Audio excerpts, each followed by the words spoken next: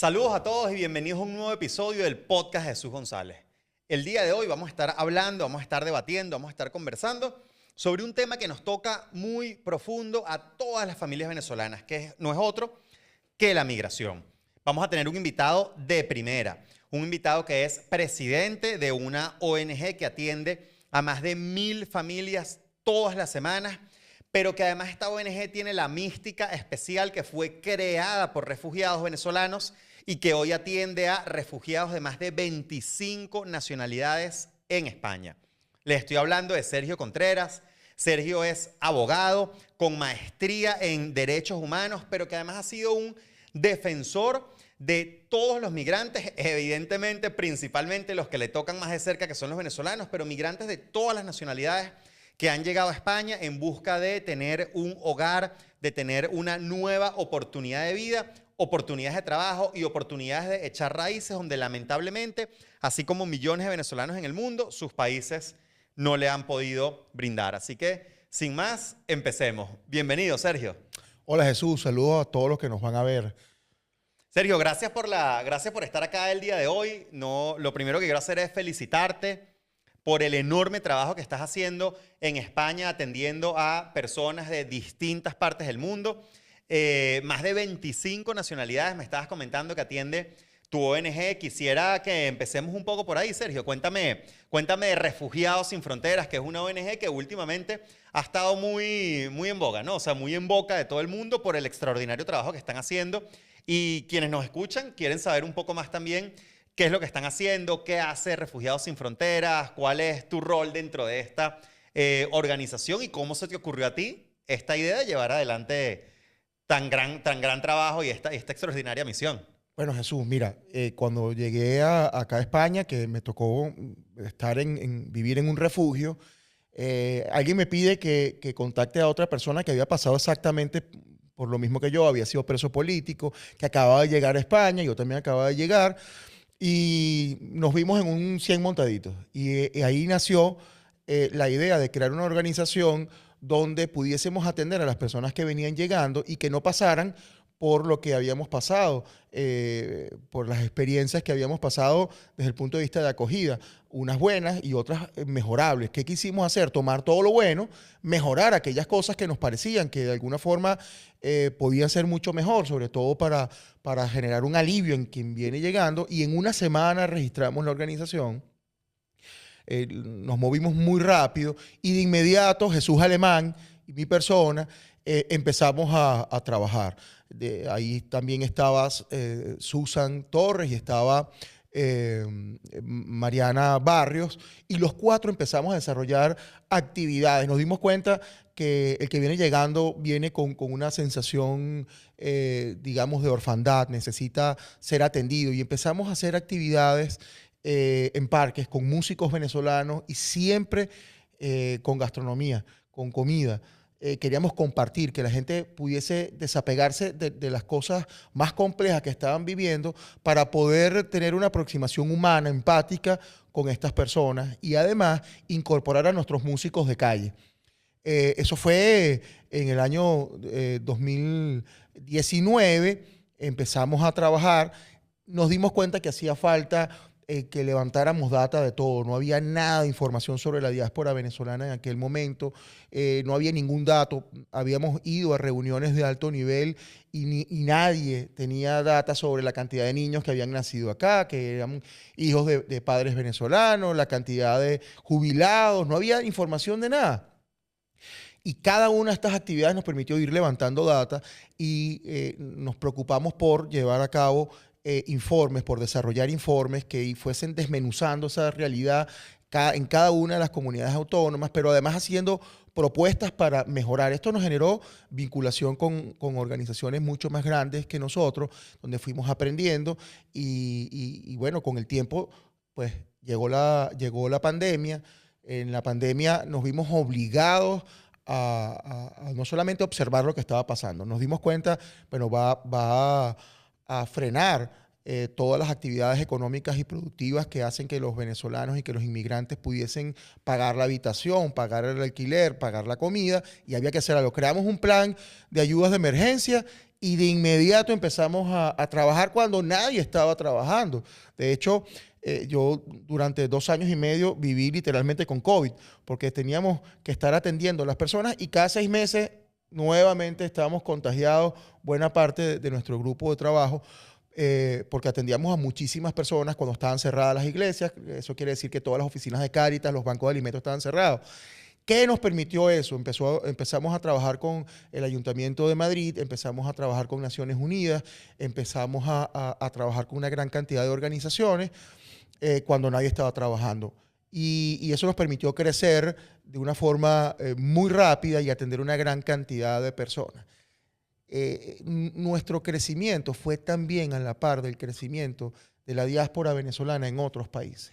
Y eso nos permitió entender que no solo podíamos atender a migrantes que vinieran de Venezuela, porque es muy fácil ser bueno con los que hablan como tú, con los que se parecen a ti, pero no eres 100% bueno si tú nada más atiendes a los tuyos. Pero además había que Ya rendir vamos a pasar ese tema más adelante, porque además eso toca otros temas que los venezolanos además hemos estado conversando toda esta semana, que tiene otras implicaciones, que tú muy bien lo acabas de asomar y ya lo vamos a hablar, como el tema de la xenofobia, por ejemplo. Pero sin embargo, no es del todo cierto que sea muy fácil hacer el bien aunque la gente se parezca a ti. Sobre todo cuando uno viene en una situación jodida, una situación difícil.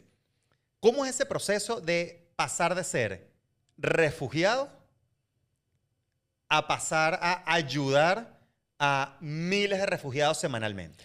Bueno, lo primero es que no es fácil porque todos los días tienes que escuchar cuentos de personas que han vivido situaciones extremas, desde que nunca voy a olvidar, una señora de El Salvador que había sido secuestrada con sus hijas y sometidas a agresiones sexuales, secuestro, y cuando tocas esos casos donde tienes que a una niña de 8 años hacer una prueba para saber si tiene VIH, pues eso también te carga, ¿no? Y tienes que desarrollar herramientas para poder drenarlo, porque después llegas a tu casa cargado con todo eso. Claro.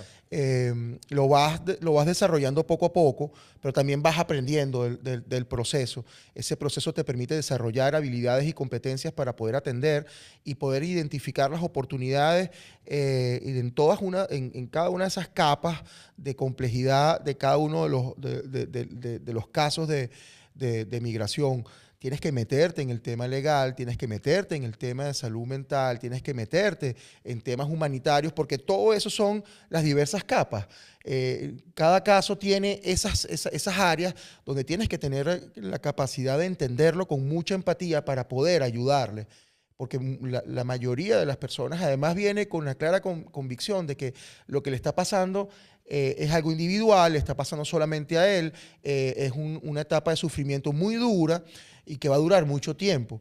Y hay que también ayudarles a poder entender que todo el que migra le pasa exactamente lo mismo, que a pesar de que cuando se vive en carne propia se siente que dura muchísimo tiempo, pero no es tanto el tiempo, que pasado unos meses empiezas a desarrollar cierto nivel de estabilidad. En la medida en que tú quieras adaptarte más, vas a encontrar soluciones a tus problemas y con el tiempo vas a tener la posibilidad de haber tenido o empezado ese camino a la estabilidad, a la adaptación y también al bienestar. Una de las cosas que hacemos casi que con una misión de evangelizar a la gente es el desarrollo de capacidades adaptativas. ¿Cómo hacer para que entiendas cuáles son las mejores cualidades que tienes que tener como migrante acá en España?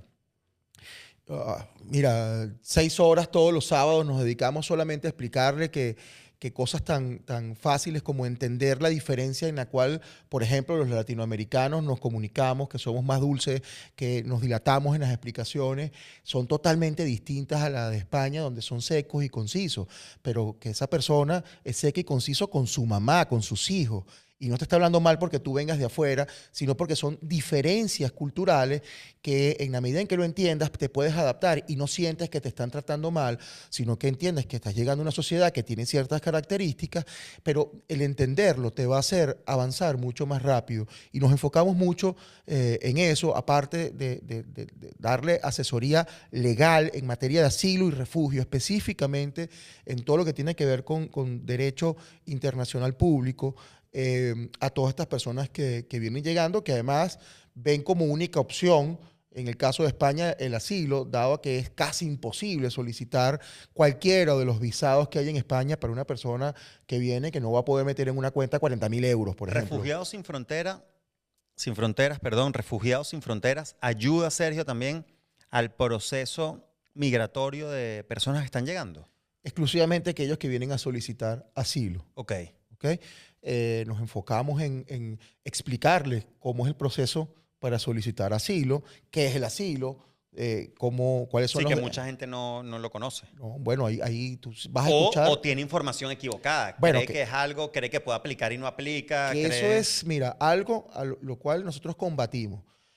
Hoy es muy fácil que tú tengas una tienda de productos latinos, que vendas cocosete y entonces quieras hablar de temas migratorios, ¿verdad? Para poder atraer audiencia. Sin embargo, pues a veces no hay la conciencia de que se tratan de vidas. O sea, Sí. se tratan de personas que están confiando en que esa información es certera y hay que tener la clara convicción de que tú solamente puedes hablar de cosas que tú estés dispuesto, o sea, si tú das una recomendación, tú tienes que estar dispuesto a pasar a usar esa recomendación contigo y con tu familia. Sí. De manera que te dé una responsabilidad y que tú entiendas que a lo mejor esa señora que viene con una nieta de 6 años que llegó al aeropuerto, que le dijeron que era fácil pedir asilo en el aeropuerto y que en el aeropuerto le iban a dar un apartamento, que le iban a asignar una cantidad de dinero mensual y un mercado, se da cuenta de que es un proceso serio, que solicitar asilo se trata de invocar la Convención de Ginebra, se trata de demostrar que han sucedido algunos hechos que están contenidos en la ley reguladora de asilo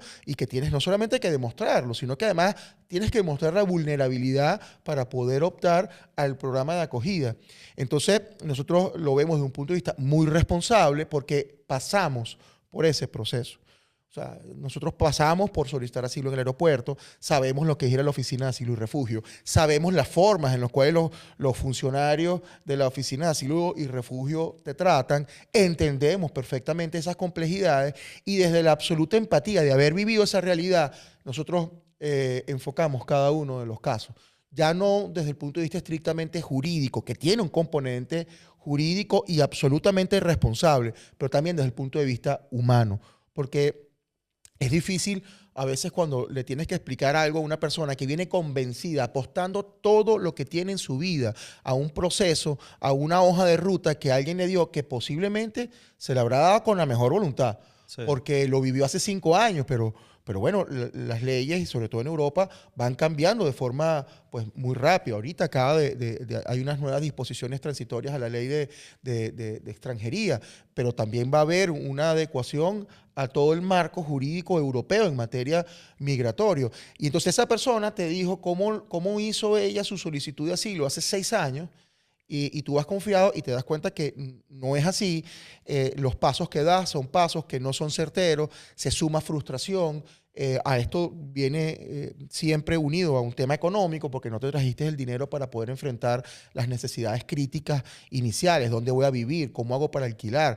Es difícil explicarle a una persona que tú no vas a poder alquilar un apartamento, un piso, porque no tienes una nómina. Y es lógico porque el que es propietario quiere que la persona que va a estar en su casa tenga cómo pagar. Pero la persona piensa que llegas y tienes el dinero y puedes alquilar, y no es así. Entonces se le van complicando cosas y se suma frustración. Pero ese es el mejor de los casos, Sergio, que Claro. es que llegas con dinero. Claro. Pero la inmensa mayoría de los venezolanos que están migrando muchas veces viajan sin dinero. Claro. De hecho, y a eso es a lo que quiero ir contigo y conversar contigo. Antes de todo este tema del asilo, de los refugiados, de todo el tema legal, el tema humano, como tú dices, viene el origen de esto. Y el origen de esto es la migración masiva de venezolanos que hay hoy alrededor del mundo. Es verdad que se ha concentrado principalmente en América Latina, Estados Unidos y España, pero venezolanos están migrando a todas partes del mundo. Según las últimas cifras oficiales, al menos que yo pude ver de Naciones Unidas, alrededor de 8 millones de venezolanos han huido de Venezuela buscando mejores oportunidades de vida, buscando darle un sustento a su familia, a su hogar, buscando darle un mejor futuro a sus hijos, buscando darle a sus padres que quedaron en Venezuela o a sus esposas o a sus esposos que quedaron en Venezuela, buscando enviarles algo de lo que produzcan mes a mes, porque hoy el país lamentablemente no cuenta con las condiciones para asegurarle un futuro digno y un futuro brillante a los venezolanos. Porque hay una crisis humanitaria compleja originada por 26 años de un régimen chavista que ha acabado con absolutamente todo en el país. Y como ha acabado con todo en el país, ha acabado con la economía, pero también ha acabado con los servicios públicos. No hay agua, no hay luz, no hay gas, los hospitales no funcionan, el salario mínimo está por el piso, las pensiones no sirven, en fin, todo lo que ya sabemos. Con el tema migratorio, Sergio, aquí hay muchas preguntas que surgen, ¿no? Digamos, la primera tiene que ver con estos números. Dicen que alrededor de 8 millones de venezolanos están por el mundo. ¿Tú crees que estas cifras son reales? O sea, ¿tú crees que esto es tan sencillo de medir dado el contexto que estamos viviendo? Porque además hay una cantidad enorme de venezolanos que se va por trocha y que después migra internamente en América Latina, que pasa por el Darién, que llegan a distintos países buscando una forma de subsistir básicamente y no tienen tan fácil regularizarse en esos países como para formar parte de estas estadísticas frías. ¿Cómo es todo este proceso migratorio de los venezolanos, al menos desde tu experiencia? Y quiero que me cuentes un poco también en qué trabaja Refugiados Sin Fronteras en este ámbito, ¿no? Porque otra de las cosas que estamos conversando tú y yo fuera de cámaras es, te lo estaba diciendo, porque son los comentarios que yo recibo a diario en mis publicaciones cada vez que comento algo sobre informes de Naciones Unidas, informe de la Misión de Determinación de Hechos, informes de la OEA, informes de ACNUR, etcétera, que es, mira, Jesús, estamos cansados de tanto papelito. O sea, nosotros sentimos los venezolanos que Naciones Unidas no sirve de nada, que ACNUR no sirve de nada. Entonces son varias preguntas y varios temas. Pregunta número 1, por ejemplo, ¿estas organizaciones sirven y cómo apoyan a los venezolanos que migren? Pregunta número 2, ¿cómo es este tema de la visión y de la cuantificación de los migrantes venezolanos? Pregunta número 3, ¿cómo hace un venezolano para ponerse en contacto con estas organizaciones o con organizaciones como la tuya que brindan apoyo y que brindan una primera mano amiga a todo el que la necesita? O esa ayuda genuinamente no existe, porque después vamos a hablar de otros temas que tú sabes que hoy están generando mucho debate y controversia en el país. Perdón que te haya bombardeado, Sergio, pero creo que es muy importante y todos los que nos están viendo quieren saber. Lo primero, no importa cuántas veces se diga, hay que repetirlo. Los venezolanos han salido de Venezuela por una crisis humanitaria, por un contexto de violencia generalizada, por la denegación de servicios de salud, por el hambre, por la cooptación. Estamos hablando de mujeres haciendo colas donde tenían que incluso llegar a cambiar sexo por alimentos, tal cual como está contenido en el informe de la alta comisionada para los derechos humanos, que en ese momento era Michelle Bachelet. Naciones Unidas, la OEA, tiene un trabajo maravilloso en el cual determinaron cada una de las condicionantes que habían hecho que los venezolanos huyeran. Y quiero dejar esto claro, los venezolanos no han emigrado, han huido de 25 años de empobrecimiento, donde el que alguna vez tuvo algo pasó a ser, lo voy a poner así, una persona que haya sido jubilada del Banco Central de Venezuela, con una jubilación jugosa porque fue casi que directivo del Banco de Venezuela. Su jubilación no alcanza para consumir proteína en Venezuela. Esa persona, lamentablemente, tiene que escoger si se queda o huye para poder sobrevivir al hambre. Yo recuerdo cuando era profesor de la Universidad Católica y había una profesora titular de la Universidad Católica en una de estas actividades que hacíamos de encuentro de profesores, me decía, este mes no pude consumir proteínas. Y que tú veas que una profesora de la principal universidad privada del país no pueda comprar proteínas, te deja claro que no se migra económicamente, se huye de una crisis que termina por llevarte a tus hijos presos si tienen el WhatsApp instalado o cualquiera de las comisión de delitos y de crímenes de lesa humanidad que hemos podido ver. Eso creo que es fundamental decirlo una y mil veces, porque hay personas que a estas alturas, sobre todo si alguien nos está viendo que no es venezolano, piensa que a lo mejor nosotros somos como otras nacionalidades que, bueno, que planificamos la migración, que nos vamos porque queremos vivir mejor. No, queremos vivir, queremos sobrevivir a una crisis espantosa. Punto número 1. Punto número 2. El número de los venezolanos No es fácil cuantificar. Venezuela es un país que durante muchos años recibió una gran cantidad de migración y hay personas que tienen, y esto a veces uno lo dice y la gente se ríe, en Venezuela hay personas que tienen 4 nacionalidades. Son hijas de un portugués con un francés, vivieron en Venezuela y resulta que se van... Y nacieron en México. Y nacieron en México. Claro. Y entonces resulta que tienen 4 nacionalidades. Cuando entran a un país como España y le dice a un funcionario que tienes 4 nacionalidades, le explota la cabeza porque no es normal. ¿Qué va a pasar? Cuando esa persona entra...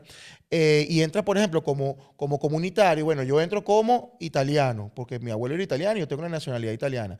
¿Qué va a pasar? El Instituto Nacional de Estadística te va a asumir como un comunitario, no como un venezolano. Y hay que saber buscar en las estadísticas. Entonces tienes que empezar a buscar los países que llegan a ese detalle de los extranjeros que viven en ese país por nacionalidad, o sea, por ciudad o país donde nacieron, sin importar la nacionalidad. O sea, ¿cuántos italianos nacieron en Venezuela? Y eso lo vas a sumar. Esto nos hace entender que los números que tiene, por ejemplo, Y España... estás hablando, Sergio, de europeos. Europeos, pero... Pero imagínate la cantidad, por ejemplo, de Colombianos, descendientes de colombianos que hay en Venezuela, descendientes de chilenos. peruanos. Recordemos que en los años Claro. 90 hubo una gran cantidad de migración de chilenos a Venezuela, que evidentemente de ahí surgieron una gran cantidad de Sí. niños que son chilenos venezolanos, pero también de ecuatorianos venezolanos. Sí, sí, sí. O sea, Venezuela ha tenido, sobre todo en los años 90, 80 y 90, una buena parte de la inmigración latinoamericana y décadas atrás Bueno, porque de las Venezuela siempre europeas. fue un país de puertas abiertas y corazones abiertos a todo el que quería venir. Los venezolanos nunca nos habíamos dado cuenta hasta emigrar que éramos un país esencialmente emigrante. Hay familias, yo nunca me había dado cuenta que mi familia era una familia de inmigrantes hasta que emigré. Yo sentía que era venezolano, que mi familia, todas eran venezolanas, que sí, que teníamos raíces de afuera, pero éramos esencialmente venezolanos. Y cuando te enfrentas a la migración, te das cuenta que tú, en Venezuela, en algún momento fuiste una familia de inmigrantes. Lo cierto es que es una situación que no todos los países van trabajando desde el punto de vista estadístico. Hay 2 formas de ver esto. Uno, es cierto que en los últimos 2 años, las últimas estadísticas sobre la migración venezolana, la movilidad humana venezolana fue del año 2022. Ahí había un número que era de 7.8 millones de venezolanos. A esto hay que sumarle toda la ola migratoria que se ha dado a partir de la violencia 2022, postelectoral, claro. Eso fue hace 3 años. Hace 3 años. Y solo cifras oficiales, como tú me dices, Claro. que se pueda demostrar. Hay una gran cantidad de venezolanos que huyeron por la trocha, ¿verdad? Coño, esos eran los 10 millones los que Chávez siempre hablaba. Los 10 millones se fueron. Esos eran los 10 millones. Él lo que Sí. quería era sacar de Venezuela a 10 millones de venezolanos Por el buche. por el buche. Lo cierto es que estos venezolanos, bueno, unos se fueron por el Darién, otros se fueron por Colombia, recorrieron toda América Latina y otros fueron para otros países. Mira, hace poco hicimos un recorrido por toda Europa para temas de derechos humanos, temas de refugiados venezolanos y para temas de incidencia.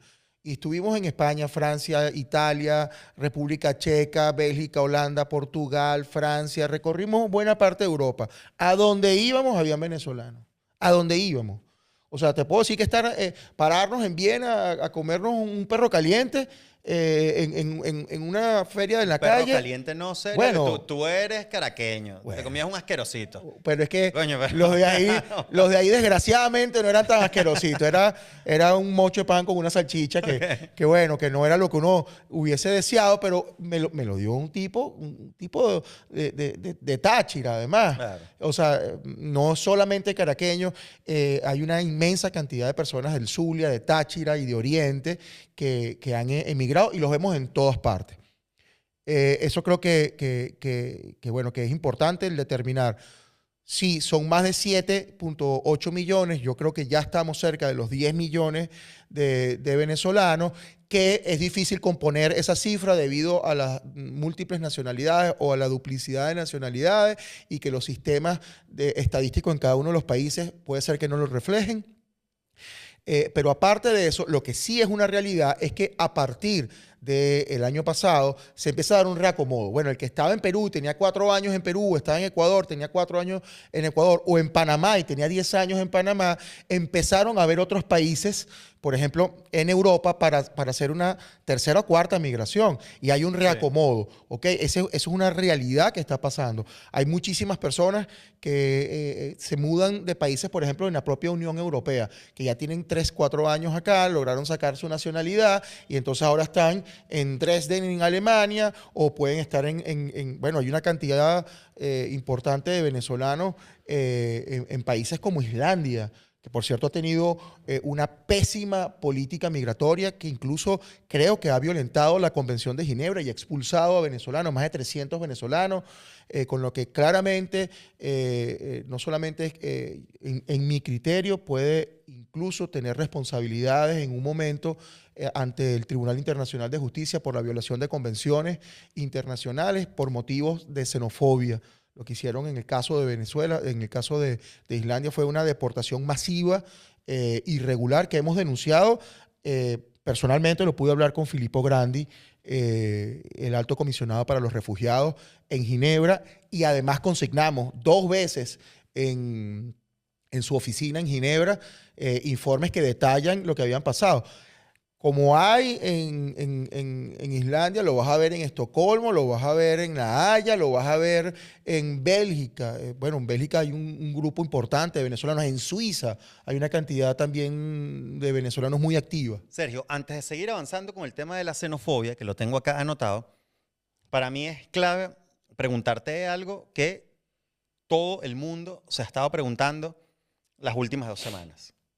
Es verdad que, por una parte, los venezolanos están clarísimos que el chavismo siempre miente, y salió todo este tema de información de que las ONGs de venezolanos habían recibido fondos de Estados Unidos y que Estados Unidos está investigando a estas ONGs por haberse robado esos reales. Básicamente eso fue lo que dijo el chavismo.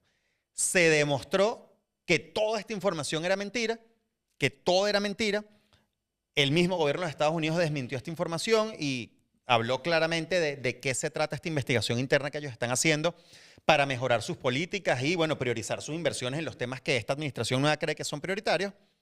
Pero lo que sí quedó en el aire, que es importante, que no tiene nada que ver con el tema de Estados Unidos y que no tiene nada que ver con las mentiras del chavismo, es de qué viven las ONGs.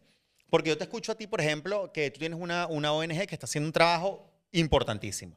La ONG Refugiados Sin Fronteras, que atiende a más de 1.000 familias todas las semanas de refugiados de 25 nacionalidades distintas, que le da soporte humano y jurídico a venezolanos que vienen con la expectativa de pedir asilo en España. Pero además, como tú bien lo estás diciendo, que hace denuncias de violaciones de derechos humanos hacia migrantes venezolanos en distintas partes del mundo. Y te he escuchado decir, como todo el mundo, que bueno, que has podido hacer giras internacionales, que has podido visitar instituciones, evidentemente, para poder consignar estas denuncias. Y bueno, es normal que la gente se pregunte cómo las ONGs pagan este tipo de cosas, porque quizá en tu caso es muy evidente que si recibiste fondos de USAID, por ejemplo, que ya te lo preguntaré también, bueno, ¿en qué se utilizan? ¿Por qué? Porque estás alimentando a miles de familias todas las semanas, porque estás haciendo giras para denunciar las violaciones de derechos humanos a los venezolanos, etcétera. Pero la gente quiere entender un poco cómo funcionan las ONGs, la gente quiere entender dinero de USAID que tu ONG haya recibido o no, cómo se trabaja eso, cómo rinden cuentas, si en tu criterio todas las ONGs son útiles y son importantes, porque también el chavismo ha dicho que las ONGs son puras fachadas, que eso no ayuda a nadie, que eso no favorece a nadie, que son simplemente brazos ejecutores de partidos políticos o de Edmundo o de María Corina para robarse unos reales. ¿Cómo es ese esquema, Sergio? Y también dime si tú te has sentido atacado personalmente en esta última ola de desinformación del chavismo. Mira, a mí me han atacado, me han señalado, pero a ver, cada quien tiene derecho a equivocarse y hacerlo públicamente y pasar vergüenza. Yo creo que además a que hayan señalado, las personas que lo estén señalando, bueno, tienen que entender que la libertad de expresión es una cosa, pero también hay responsabilidades por ello. Y yo estaría encantado de empezar a ver cómo aquellos que hablan con certeza de cosas enfrentan procesos judiciales para que su libertad de expresión vaya de acuerdo también con darle a cada quien lo que le corresponde, que es la medida de la justicia. Entonces, a mí me han acusado de eso. Sin embargo, ¿De qué? ¿Te han acusado de de qué? que he recibido dinero de la USAID. Lo primero es que las organizaciones que estamos en Europa, por lo general, ninguna reciben dinero de la USAID por algo sencillo. Las organizaciones que están en Europa se entiende que tienen que recibir fondos de la Unión Europea. Por dar un ejemplo, si la embajada estadounidense tiene un proyecto para apoyar a refugiados a través del fondo Julia Taft, ¿verdad? Para el caso de España, la máxima cantidad de dinero que dan en un año son $25,000. Esto quiere decir a razón de $2,000 mensuales, que es básicamente lo que pudiese ser un salario con todos los impuestos y tal y todo eso. Ese mismo fondo en Colombia son $2 millones. Miren la diferencia abismal.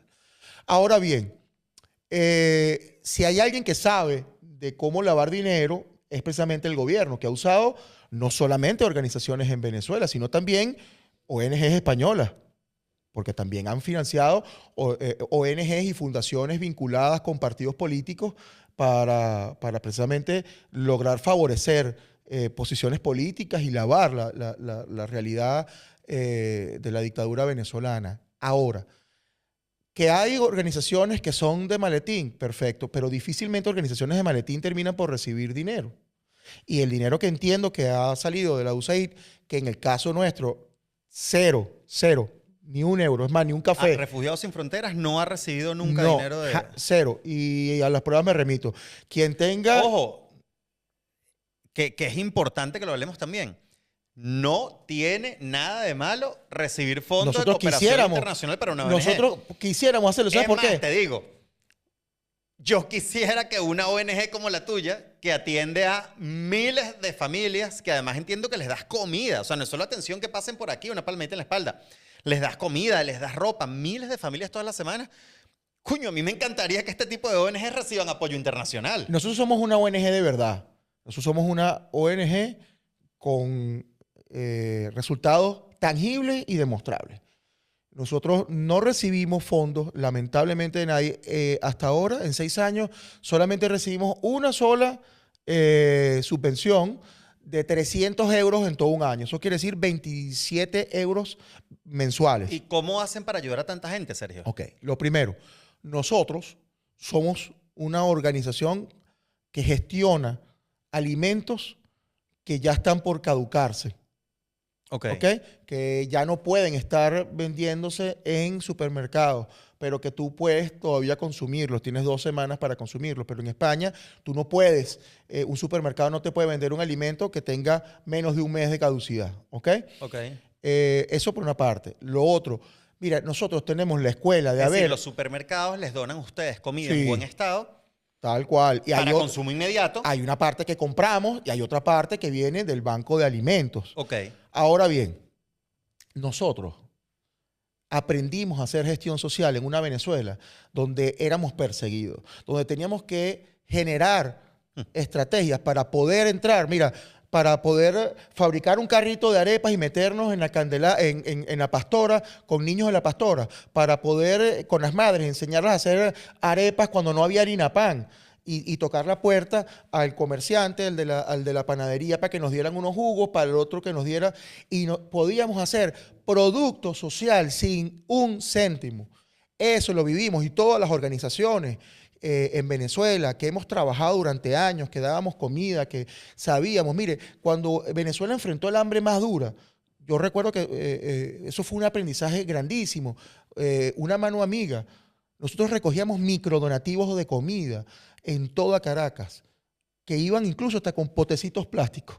Y después que tenemos 80 personas buscando medio kilo de arroz, 1 kilo de carne, 1 kilo de tal, nos reuníamos y cocinábamos y en un día le dábamos a 1.500 personas en situación de calle comida. Quien no viene de este contexto no desarrolló las habilidades y competencias para poder desarrollar proyectos con producto social tangible incontrovertible de la nada. Eso lo pudimos hacer nosotros, quienes tuvimos que patear barrios en Venezuela, hacer magia, conseguir fondos de donde no había fondos, porque en Venezuela no se financiaba nada, no había ningún tipo de ayuda por parte del Estado para que las organizaciones que contenemos la vulnerabilidad de las personas pudiesen salir adelante. El que quiera averiguar, es muy sencillo. Entiendo que la USAID ha publicado a quienes le dieron dinero, y ahí está, a quien le haya dado dinero. Es que por eso te digo, todo eso es público. Es decir, por eso separé los temas. Una cosa es las mentiras de la dictadura, que la gente está clarísimo, la gente entendió, mira, estos tipos se están montando sobre una dinámica interna de Estados Unidos de la administración Trump para buscar desprestigiar a María Corina Edmundo y a las ONGs. Eso la gente lo tiene clarísimo. Pero en paralelo la gente, incluso antes de que esto saliera a la luz, la gente sí tenía, digamos, ese pensamiento de, bueno, pero ¿cómo se mantienen las ONGs? ¿Qué ganan las ONGs con esto? ¿Cómo trabajan? Por ejemplo, nosotros tenemos todos los años 2 ferias. Estas 2 ferias nos permiten a nosotros generar buena parte del dinero para la operatividad anual. Estas ferias son ferias de pueblo, donde tú montas una caseta, que es un restaurante, que es una discoteca también, y llevas músicos venezolanos y trabajas 18 horas cada día. Eso genera dinero para pagarle a las personas que trabajan en esa feria, que son todos refugiados en situación de vulnerabilidad, para que con una semana de trabajo puedan pagarse un mes de vivienda, de su habitación, y además para poder pagar el alquiler y los gastos de servicios de nuestra sede. ¿Ok? Claro. Nos hemos tenido que inventar 1000 cosas, conciertos benéficos, cenas benéficas. Toda nuestra gestión es absolutamente privada. Deseamos poder tener recursos públicos para poder impulsar nuestra gestión y rendir cuentas. Que es fácil acusar a las organizaciones de esto, pero ¿saben qué es difícil? Llevar con transparencia ante las organizaciones públicas españolas y europeas las cuentas. Uno de los grandes problemas es que los proyectos, mira, a veces yo me imagino, Sergio, a mí a veces, por eso separé los temas, cuando salió todo este tema de la desinformación de parte del chavismo, a mí me daba hasta risa que alguien pudiera creerse que una ONG de maletín iba a engañar a la administración norteamericana para tumbarle unos reales. Como si eso fuese, por Dios. No sé, la dirección de deporte de la alcaldía de Machurucuto, que tú vas y lo robas. Pero sí han empezado hasta a salir las ONGs grandes e instituciones grandes que han recibido fondos, por ejemplo, USAID, que la gente ni sabía. Chamo, Fe y Alegría, por ejemplo. Cáritas. Eso sirvió hasta para pagar vacunas. Que nos digan si es condenable vacunar a miles de niños en Venezuela para que no enfrenten el paludismo o no enfrenten el dengue. Que en la situación tan jodida que hay con y la verdad es que hay Alegría está intentando. Hay organizaciones, por ejemplo, en Colombia que han recibido fondos y eso se ha traducido en darle estabilidad a decenas de miles de hermanos venezolanos. Y me parece maravillosa la gestión humanitaria, porque los duendes no existen. Si usted cree que los duendes se reúnen y trabajan en organizaciones para que las cosas salgan, eso no existe. O sea, las organizaciones necesitan tener personas y recursos para poder atender a decenas de miles de personas. Y yo de verdad, cada vez que me entero, mira, a tal organización le dieron dinero, ojalá que reciba más dinero y ojalá que existan más organizaciones de verdad con producto social contrastable que estén beneficiando a quien esté en situación de vulnerabilidad. Mira, pero es que, lo demás es cuento. No tienes idea, después de que salió la ola de mentiras del chavismo, no tienes idea de la cantidad de gente que me ha escrito de: oye, Jesús, yo crucé por el Darién y me conseguí a este grupo que nos dio un plato de comida, que nos dio refugio en Cúcuta, nos hicieron esto, nos ayudaron, esta organización me ayudó con el tema migratorio. Y me acabo de enterar que esa organización, cuando me ayudó, estaba siendo financiada por USAID. Entonces yo lo que les digo es que, claro, es que hasta por temas de seguridad, las ONGs no dicen quién está pagando este programa. Entonces, ¿qué es lo que sucede? Un migrante venezolano que recibe apoyo legal, que recibe comida, que recibe, en muchos casos, incluso refugio, vivienda, etcétera, lo recibe porque está siendo financiado. Salió el tema USAID, pero hay cientos de organismos de cooperación internacional que pagan esto. Es muy fácil. Y tú no ves, Sergio, una etiqueta pegada, ni te dan un carnet de Porque eso es lo que el chavismo ha acostumbrado al Mira, venezolano. te lo voy a poner así. Toma tu ayuda, ponte esta Claro. camisa. La cooptación. Claro. Que no es lo que... Mira, yo recuerdo que fui hace 3 años a una reunión para unos fondos de cooperación internacional. A mi lado estaba UNICEF, Médicos Sin Fronteras. Pequeña competencia. Imagínate tú. Claro. Que recuerdo que el concejal dijo, oye, valoramos que haya venido, porque para ser una organización tan incipiente que haya venido a perder su tiempo... Claro, es que los fondos grandes se los llevan las organizaciones grandes. Pero ya fíjate, está. Pero- eran 40.000 euros que iban a dar. ¿Para qué? Para que tú montaras un dispensario médico o una escuela en países como África, específicamente, por ejemplo, en Myanmar o la frontera, Ok. en Bangladesh o en Colombia. La mayoría de los fondos terminaron todos para África. Imagínense ustedes la complicación que tiene que darse para que usted maneje 40.000 euros en África del Centro, donde usted tiene que movilizar cosas en transportes irregulares, donde no hay facturación ni nada de eso. Si eso lo ven las grandes organizaciones, estamos hablando de organizaciones que incluso dependen de agencias de Naciones Unidas, que les dan 40.000 euros. O sea, estamos hablando 3.700 euros mensuales. O sea, no estamos hablando de gran cantidad de dinero. Imagínense lo complicado que pueden ser para las organizaciones más pequeñas el poder tener acceso a eso. Porque es que además primero tienes que empezar con subvenciones de 3.000 euros, de 300 euros. Después, al año siguiente, la de 3.000. Y después de esa, la de 30.000. Y después de esa, la de más. No vale Entonces, la competencia. Me estás y la- nombrando UNICEF, me estás nombrando a Médicos Sin Mira, Fronteras, nosotros me estás nos dimos nombrando Cruz cuenta de Roja, algo. me estás nombrando Fe y Alegría, Nosotros me nos estás dimos nombrando cuenta de Cáritas, algo. es decir, nosotros nos dimos cuenta que para poder recibir fondos, tú tenías que tener un equipo de personas que se dedicaran, porque eso es como una licitación. O sea, tú tienes que presentar un proyecto y ese proyecto tiene que decir, bueno, ¿qué vas a hacer? ¿Cuándo lo vas a hacer? ¿Dónde lo vas a hacer? ¿Cómo vas a medir esto? ¿Y cómo vas a explicar que lo mediste? O sea, tú tienes que tener unos KPI y además de eso tienes que tener los medios de prueba. Bueno, a través de fotos, a través de reuniones, a través de listados de beneficiarios, todo eso. Y tú tienes que rendir esos fondos. Miren, el poder rendir esos fondos exige tantos mecanismos de validación que hay organizaciones que no tienen presupuesto, porque si yo tengo que usar una persona, un contador, durante todo un año para justificar una ayuda de 300 euros, es que no tiene lógica, porque ese contador te va a cobrar sí, por lo 200 menos, al mes, por claro. lo menos 200 al mes. Claro. Entonces eso no tiene sentido. Entonces yo, por una parte, invito a que si usted recibió dinero de cualquier organización, lo administre de forma correcta. 2, si alguien lo acusa, demándelo. Cuando salgan los primeros, hay periodistas incluso que se llenan la boca. No dicen cuándo han perdido demandas y han tenido que pagarle a esas personas que han difamado 80.000 euros. Eso no lo dicen. Eso no lo dicen. Pero hay personas que han sido acusadas de haber recibido dinero y haberlo usado de forma indebida, que han demandado a los periodistas que han dicho eso y han en Estados Unidos los periodistas terminando por pagar, porque además no ha sido un trabajo periodístico, ha sido una campaña difamatoria.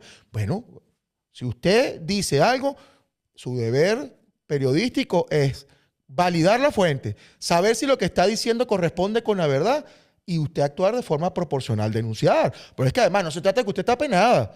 Eso sí, si usted va a denunciar, vaya, usted se metió en el USAID, verificó las cosas, verificó si esa organización lo recibió, si lo recibió fue una implementadora, si lo ejecutó, verifique si existe o no y después procede a eso. Yo estoy totalmente convencido que el que haya recibido dinero merece 2 cosas. Primero, una felicitación por haber pasado todos esos trámites. Y segundo, una auditoría y rendición de Y cuentas. segundo, Claro. que rinda cuenta. Lo hizo bien, perfecto. Lo aplaudimos porque entendemos... Sergio, pero esa rendición de cuentas no se da. O sea, es decir, los gringos le dan dinero a las organizaciones y no les exigen rendición de cuentas, no les auditan las cuentas que están dentro de Estados Unidos donde dan los reales. ¿Cómo? Yo no creo que los gringos quieran sentirse tontos, No. ni creo que lo sean. A veces tontos son los que creen que la Claro. gente reparte dinero así como así. La verdad creo que además los venezolanos se han tomado este tema como si fuera que todo el tema de la USAID es para los venezolanos y a lo mejor no saben que la USAID también dio dinero a través de agrupaciones como el Foro de Boston y que terminó por beneficiar algunos proyectos vinculados con el chavismo y con la izquierda colombiana y con la izquierda en otros países y que a lo mejor los gringos están viendo, bueno, cómo se ha manejado, Bueno, por pero ejemplo, en Oriente Medio, cómo se ha manejado en otros Trump lo sitios. que ha dicho es eso, que ellos quieren reorganizar su presupuesto en función de sus intereses. Ya Los está. venezolanos han usado y la dictadura ha querido usar este tema y lamentablemente algunas personas sensatas, algunas personas de buena voluntad, algunos de muy mala voluntad, lo han usado para generar más odio porque en ellos ya triunfó la dictadura. O sea, hay personas que no se han dado cuenta que ya la dictadura triunfó en ellos y ellos van a ver a cualquiera como un enemigo a destruir, porque esa es la forma en la que triunfan las dictaduras. Mire, tú pones a 5 cubanos que están aquí en España y lo sientes, ¿de dónde eres tú? ¿Dónde eres tú? Y ellos te dicen, yo soy de dónde, y se ven a la cara. Después de que te responden eso, no hablan entre ellos, porque ellos tienen temor de que si dicen algo, sus familias en Cuba van a ser perseguidas.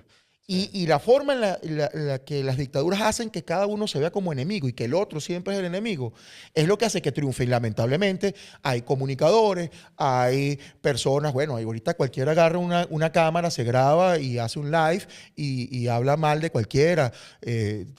Dice que tú, no No, y sé. Sergio, y el aparato comunicacional del chavismo ha sido Claro. potente. Es decir, mira, a mí lo que, de verdad te lo digo, me da risa es que, claro, cada ladrón juzga por su condición. Entonces, estos tipos que están acostumbrados a montar empresas de maletín y robarse los reales de la nación, creen que puede venir cualquiera, puede venir María Corina y montar una ONG maletín y robar a los gringos. No Ellos solamente creen eso. Hay personas de buena voluntad que a lo mejor están pelando, Claro. que a lo mejor hacen un buen trabajo y nunca han recibido fondos.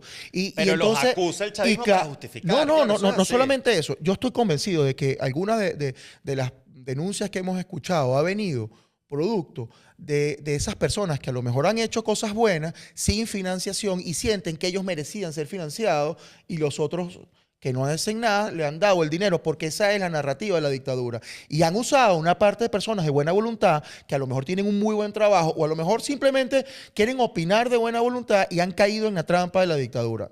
Yo, para este tema, que creo que ya lo hemos desarrollado, Sí. mire, usted recibió dinero, rinda cuentas. Quien ha sido beneficiado de estos proyectos, alabado sea el Señor.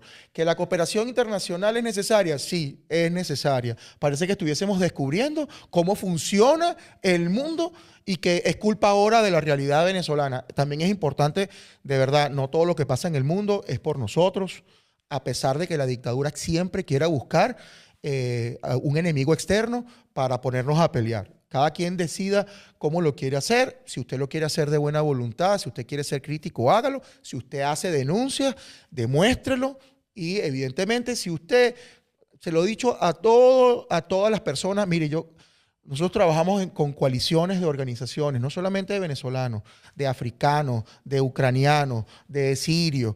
A todo el que han tocado el tema del USAID, se lo he dicho, si usted lo difama, demande. Mire, el primero que le metan una demanda y que tenga que pagar $100,000 por andar hablando pistoladas de una persona decente que trabaja por ayudar a personas en situación de vulnerabilidad, esa otra persona se le va a quitar las ganas. Pero además, el que vea, pues yo soy No, pero partidario. crea un precedente también, claro. Yo soy partidario, además, de que se eviten esas cláusulas de confidencialidad en los acuerdos de reparación. Ah, qué bueno que tú seas un periodista que estés en Miami, que estés en no sé dónde, te pones a hablar mal, no sé, de John Goycochea o de Juan Guaidó o de quien tú quieras, ¿verdad? Y tengas total impunidad. Tú dices y haces una denuncia falsa y lo haces además con encono y te pones y dale que te pego y dale y dale y dale. Bueno, tú tienes que saber que la otra persona tiene todo el derecho del mundo de ir ante una corte y decir, bueno, usted demuestre si además usted está usando los medios de comunicación para generar un daño reputacional, para generar un daño que incluso puede ser pecuniario. Y se trata de ser responsable, ejercer el derecho de expresión de forma responsable. Y quienes nunca hemos recibido fondos, miren, que digan lo que quieran, que digan lo que quieran. Nosotros tenemos cuentas bancarias, a nosotros nos auditan, nosotros tenemos una relación totalmente transparente pues nosotros no hemos recibido fondos. Usted dice que hemos recibido fondos, búsquenlo, vean en cuáles de los ayuntamientos, de las comunidades autónomas, del gobierno de España hemos recibido fondos. Cuando usted vea que no ha sido así, cuando vea que en Estados Unidos no hemos recibido fondos, entonces usted después decidirá si quiere seguir con una campaña y si quiere que lo demanden. Ojo, nuevamente lo digo, importante, todos aquellos que estemos trabajando con temas humanitarios, tenemos que ejercer pues siempre con transparencia nuestras cosas. Y les invito a todos, miren, a las organizaciones, generen ingresos propios con la creatividad. Nosotros hemos hecho conciertos, por ejemplo, una vez hicimos un concierto con una orquesta sinfónica en una carpa de circo y eso generó un dinero para pagar durante todo el año el alquiler. Bueno, hay que ser creativos. Todo eso Sí, que hay que aprendimos ser en creativo. Venezuela para poder llevar a cabo gestión comunitaria, lo que hacíamos en los barrios, en las comunidades, de las manos de los vecinos, todo eso, pónganlo ahorita en empeño, ahorita en ejercicio, que además cuando uno está afuera y lo hace, mire, uno genera producto social envidiable, envidiable. Les invito a que lo hagan, porque a nosotros nos ha dado absolutamente un resultado maravilloso que hoy nos permite ser una organización que tiene no solamente trabajo en España, sino que estamos pues dando pasos en Holanda, en Bélgica, en Alemania, en Estados Unidos, en Colombia, con equipos promotores para impulsar lo que hemos aprendido a hacer acá, para ver si lo podemos implementar en otros países y ayudar no solamente a nuestros hermanos, sino a todas aquellas personas que vienen huyendo de regímenes autoritarios, de la pobreza, de crímenes de lesa humanidad y todas estas Sergio, cosas que hacen que la gente salga. aprovechando que ustedes han tenido una experiencia amplia en distintos países del mundo donde hay migración importante de venezolanos, sabes que los venezolanos pareciera que no tuviéramos día tranquilo, ¿no? Sí. Un día Raguayana, esto es una montaña rusa. Un día Raguayana gana un Grammy, al otro día quitan la renovación automática del TPS, al otro día pasa la canonización de José Gregorio Hernández como el primer santo venezolano y del cual todos los venezolanos estamos contentos y orgullosos. Orgulloso. Al otro día pasa lo de que pasó en Viña del Mar con George Harris, ¿no? Y por el camino a un venezolano se lo come una ballena y lo escupe. Es decir, nosotros no tenemos... También en Chile. No tenemos día libre, ¿no? También en Chile. Entonces, con este último tema de George Harris se puso sobre la mesa y en el debate público algo que ya era un debate silente, que era el tema de la xenofobia hacia los venezolanos en distintos países de la región, que no en todos, e incluso en estos países de la región donde hay xenofobia hacia los venezolanos, tampoco son todos los nacionales. ¿Cómo has vivido tú, desde tu punto de vista como organización, el tema de la xenofobia contra los venezolanos en distintos países del mundo? ¿Cómo se combate eso? ¿Qué deberían hacer las autoridades? ¿Qué deberían entender los nacionales de ese país? ¿Qué deberían entender los venezolanos que están migrando a estos otros países huyendo de la dictadura? ¿Cómo ves tú y cómo ve tu organización este tema? Mira, lo primero que hay que entender, hay sociedades que son más abiertas y proclives a atender a las personas, de generar integración, son buenos países de acogida. Hay otros países que nunca han tenido en su historia la oportunidad de ser países receptores.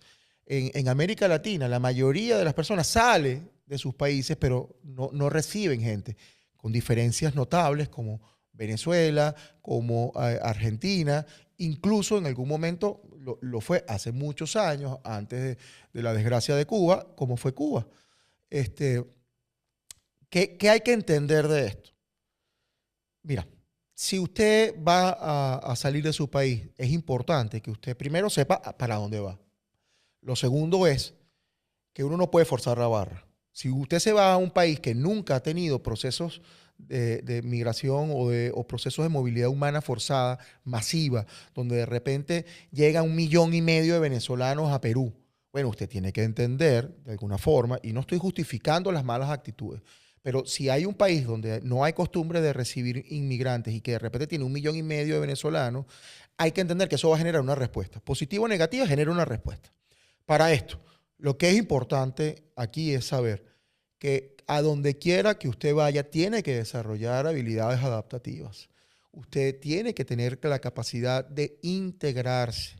una de las principales causas para la xenofobia es que no tengamos capacidad de adaptarnos. Y no estoy diciendo que sea culpa nuestra. No, no, no. Hay sitios donde son culturas que son racistas, que son xenófobas, independientes. Se va a la Virgen María y se muda allí y le van a salir con una grosería. No, mira, tú, ¿de dónde eres tú? No, tú tienes un velo. ¿Tú cómo que eres? Tú eres de Belén. Pero grupos dentro de esas culturas. O sea, no es una Es que siempre lo va a haber. Mira, España es un país maravilloso, un país abierto, un país que además también vivió décadas atrás por razones de guerra civil, incluso por X razones, tuviesen que salir a Venezuela. Llegaban barcos clandestinos de inmigrantes ilegales, que nunca les dijimos que eran ilegales. Y España, así como tiene una... ¿Mi papá? Claro. Mi papá, que en paz descanse. Yo estoy aquí sentado contigo hablando profesional, etcétera, porque mi papá migró en un barco clandestino hacia Venezuela cuando España estaba vuelta a leña. Esa es la realidad. Así como mi papá, muchísimos, no solamente europeos, y latinos y africanos y gente de todas partes del mundo. De Siria, para de Líbano. Claro. Tenemos una gran comunidad en Venezuela y chinos también. Mire, en todos los países hay gente buena y gente mala. En todos los países. Así es. Usted aquí en España, yo he recibido en 7 años acá muy pocos gestos de xenofobia. La verdad, en lo particular, yo no lo he visto de una forma repetida. Sí he tenido algunos episodios. Sorprendentemente me ha pasado algo. Me ha pasado con grupos vulnerables, grupos incluso racializados. O sea, parece mentira, pero a ver, a mí me ha pasado acá con personas que son de la comunidad gitana, por ejemplo, que además son personas que históricamente han sido víctimas de discriminación, ¿no? Y también es cierto que es fácil que en comunidades donde hay personas con un nivel socioeducativo menor sean proclives a la xenofobia, o en países donde hay una larga tradición pues, de políticas conservadoras, donde el discurso de odio se va metiendo. Y eso hay que tener muchísimo cuidado. Y de oportunismo también, Sergio, porque yo he visto... Totalmente oportunismo. Yo he visto políticos que tienen su gestión local, alcaldes o incluso presidentes, que su país no va andando bien, su municipio no va andando bien, y lo más fácil no es decir, yo lo estoy haciendo mal, si no son los migrantes. Ya está. Sí. Yo creo que la forma de ver la migración tiene que ser, primero, los inmigrantes siempre pueden aportar. En países, por ejemplo, como España, como Portugal, donde tienen una demografía totalmente negativa, donde hay pueblos absolutamente abandonados, es la posibilidad de incorporar capacidades productivas para cada uno de esos pueblos. Si usted agarra y usted pone en una ciudad que hace 10 años tenía 20.000 habitantes, que ahorita tiene 1.500 habitantes, usted lleva a 150 inmigrantes, pues automáticamente, ¿quiénes se van a beneficiar? Los propios habitantes de ese pueblo, que ahora van a tener un médico más, claro, una profesora más, van a asignarle más recursos al ayuntamiento. Alguien que trabaja el campo.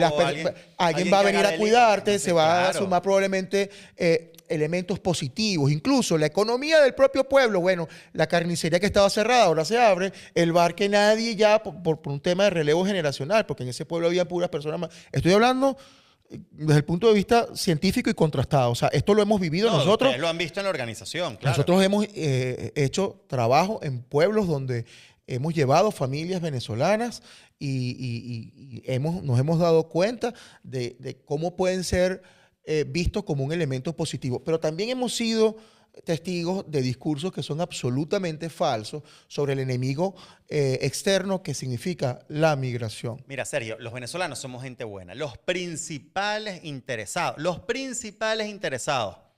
de que a la gente que se enriqueció por corrupto en Venezuela, robando el dinero público, estén presos, somos los venezolanos. Claro. Los principales interesados que los miembros del Tren de Aragua estén presos, somos los venezolanos. Sí, pero mira, hay unos discursos que tú dices, por ejemplo, bueno, es que no, en España no hay vivienda porque los inmigrantes han venido a comprar viviendas, y en Madrid no hay vivienda porque los inmigrantes las han comprado. Bueno, que me digan cuántos inmigrantes pueden irse al barrio de Salamanca y comprar una vivienda, cuántas personas tienen. Los corruptos.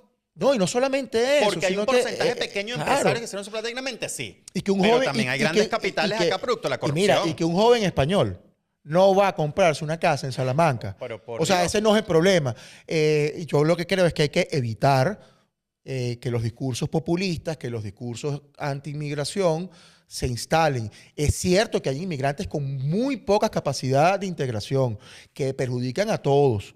Eso creo que está claro. Pero la inmensa mayoría son inmigrantes que salieron sin oportunidad de poder regresar, que quieren hacerse una vida nueva, Sergio. con oportunidades, integrarse, trabajar y vivir con el orgullo de ver que sus hijos saben que su papá y que su mamá lo dejaron todo atrás, salieron adelante, se fueron a otro país, trabajaron en aquellas cosas que odiaban trabajar y que nunca habían trabajado en su país en eso porque se habían formado y pasaron por la academia y llegaban no solamente con una profesión, sino con una maestría y les tocó en España.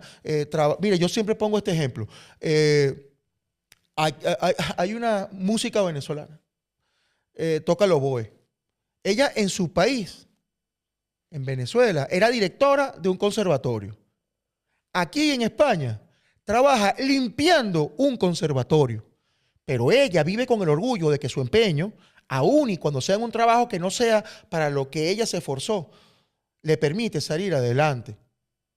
Y Claro. probablemente eso no sea lo que esa persona quiere. Y ojalá España y todos los países de acogida entendieran de que el migrante hay que darle oportunidades para que pueda poner al servicio del desarrollo económico y productivo todas aquellas habilidades, herramientas, competencias que se formaron en academia o que se formaron con experiencia para poder hacer más de las tareas más Es sencillas. que nadie se quiere ir de su país, Sergio. A los venezolanos Claro. los obligaron a irse a Venezuela.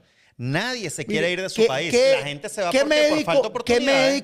¿qué médico venezolano, ¿verdad? Se quería ir de Venezuela para durar en cualquier país 3, 4 años de homologación para que incluso después de homologado, si ejerce la medicina, pueda ser como médico general.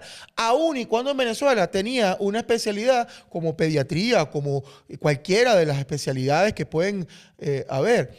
Entonces, yo lo que creo, sinceramente, hay que entender, primero, hay xenofobia en todas partes. Hay gente buena y gente mala en todas partes. Pero hay una responsabilidad por parte del que migra de combatir la xenofobia con una buena conducta. La conducta ejemplarizante hace que aquel que tiene un discurso xenófobo quede mal. Yo invito a todo el que nos está viendo, mire, el mejor favor que usted le puede hacer como inmigrante a sus hijos es que su conducta sea intachable para que a nuestra gente y a los demás, porque no se trata de defender solamente a los venezolanos. O sea, yo me siento hoy en la obligación de tener buenos gestos con los colombianos que nos han abierto su país y que probablemente sea uno de los pocos Sin duda países alguna. que han acogido a los venezolanos como Colombia. Yo Con creo que los el otro, argentinos. Argentina, que de verdad ha sido una maravilla. Por cierto, los dos países que han permitido que los niños que nacen allá tengan la nacionalidad son aquellos países que han respetado la homologación de los títulos, que han permitido el ejercicio profesional de los profesionales venezolanos, que han tenido gobiernos con políticas inclusivas que permiten la creación de una sociedad abierta y una sociedad positiva. Y eso también influye, el tener esos gobiernos que sean abiertos. Así que si usted está en uno de esos países, mire, que su hijo viva con el orgullo de que su conducta ejemplar permitió que ese país de acogida tuviese una opinión favorable con sus connacionales y con todos los extranjeros. Y eso es parte importante. Usted no puede llegar a un país y poner la música a todo volumen como lo hacía donde usted vivía. Usted no puede hacer aquellas cosas que a lo mejor podían ser ligeramente Y no porque transgresoras eso en esté mal, Venezuela. sino porque hay que adaptarse a la cultura donde uno está llegando. Eso es normal. Es que hay que entenderlo y hay que saber que, bueno, si llegaste a un país, primero, aquí nadie te debe nada. Eso es que creo que es muy importante. A mí me ha pasado que mucha gente viene y como si PDVSA estuviese aquí, vienen a exigir cosas, y digo, de cualquier nacionalidad. Pero nadie nadie te debe nada. Y todo el que te da algo, valóralo y acéptalo con agradecimiento, porque pues a veces se encuentran personas con la mano extendida y otras con el puño cerrado. Siempre va a haber más gente con la mano extendida. Y una de las cosas que creo que es importante, el que migra, mire, vaya caminando por la calle con el ojo puesto solamente en las personas que extienden la mano de forma solidaria. Si usted ve puños, solamente va a recibir puñazos. Si usted ve manos abiertas, va a recibir abrazos. Y si usted ve los brazos abiertos y usted va con buena disposición, si usted va a trabajar, si usted va a esforzarse, si usted va a salir adelante, si usted va a ser solidario, si usted va a ser respetuoso, usted y su familia siempre van a vivir con oportunidades. Y eso es importante. Respetar la cultura en la cual uno va es garantía de adaptación y garantía de felicidad. A veces las personas cuando emigramos con, bueno, con un gran pesar, venimos además cargados de todas las cosas malas que vivimos y llegamos y pensamos que todo lo que está pasando es porque algo malo nos están haciendo y no nos damos cuenta que en la medida en que enfrentemos el proceso migratorio con una mejor disposición, nos vamos a adaptar mejor y vamos a disfrutar de las bondades del país a donde lleguemos, incluso en el medio de las dificultades. Hoy en día no es lo mismo que hace 8 años donde no había salido esta gran cantidad de personas. Yo creo que hoy en día en cualquier país donde llega un inmigrante venezolano, ya hay organizaciones de venezolanos, ya hay un aprendizaje, hay una inteligencia social que permite ayudar al que viene llegando. Mira, haz esto, haz aquello, puedes trabajar en esto, vete por esta vía. Y eso sin duda alguna hay que aprovecharlo, hay que integrarse y simplemente hay que ir con la buena disposición, que además, mira, eso es un sello venezolano.